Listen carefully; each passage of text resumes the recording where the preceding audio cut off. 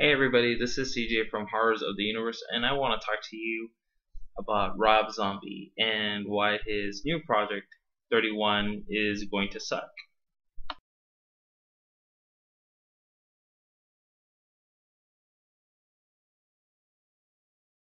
The main problem I have with Rob Zombie films is that they are written and directed by Rob Zombie. So in the creative department, as far as the screenwriting and such, there's really nobody to keep Rob Zombie in check.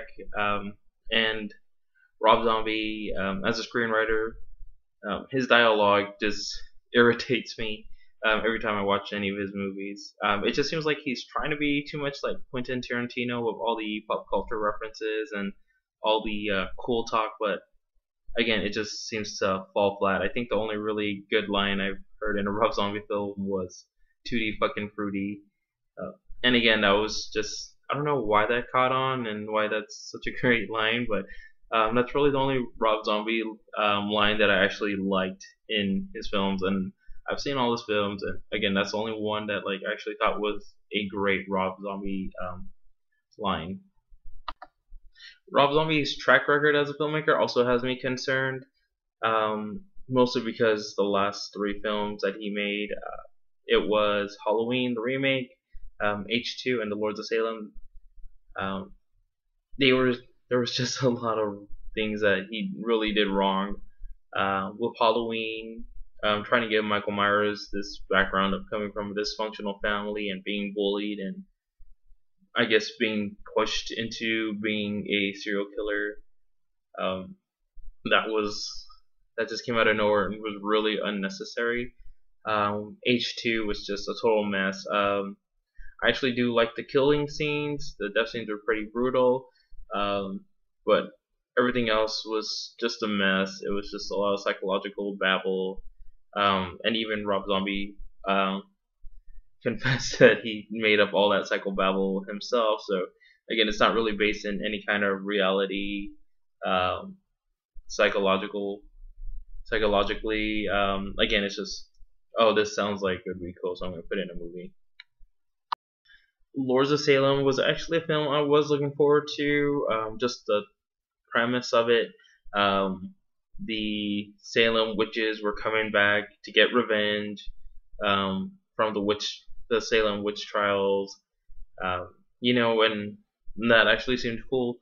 That it was based in like kind of some historical fact. I'm not sure if there was really witches in Salem that were, worshiping Satan and um, all that fun stuff. But again, just the premise really caught my attention. But when I actually did see it, it was, I guess it was just really beige. Beige is my wall. There was just, I could not get into it. It actually bored me a lot. And the ending was just weird. Actually, there was a lot of weird stuff going on in that movie that, with a horror movie, its main intent is to entertain you by scaring you, but there's just so much weird stuff that I just didn't know how to process it. I just didn't know if I should just laugh awkwardly or find myself scared of what's happening on the screen. So, it was a lot of hit and miss on that film as well. So, with 31 pretty much being funded by fans, uh, Rob Zombie almost has pretty much total control, total creative control. So who knows what he's gonna do with it? My guess is that he's probably just gonna take it all the way to left field and beyond, and it's probably just gonna be a really weird mess. And the premise it does sound cool. People being caught in this world full of killer clowns, trying to escape, trying to survive, but as I said earlier, I thought the premise of Lords of Salem was cool, and we all know how that turned out. And again, that's just why I'm making this prediction that when 31 is done and um, hitting theaters or DVD or video on demand, it's probably gonna suck a lot.